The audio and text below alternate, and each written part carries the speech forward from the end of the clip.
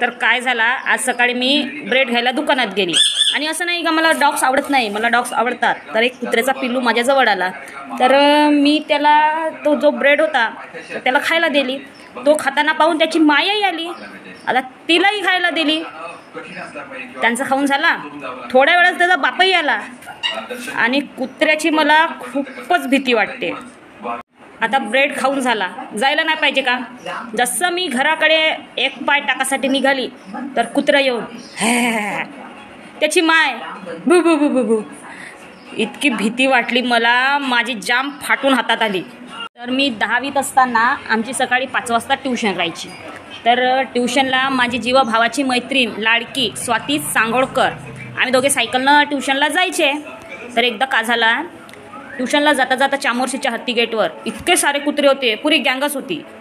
तर आता मला वाटला मी त्या कुत्र्यांना यू यू म्हणीन आणि मी फास्ट सायकल चालवीन, मग सगळे कुत्रे तिच्या मागं धावतील.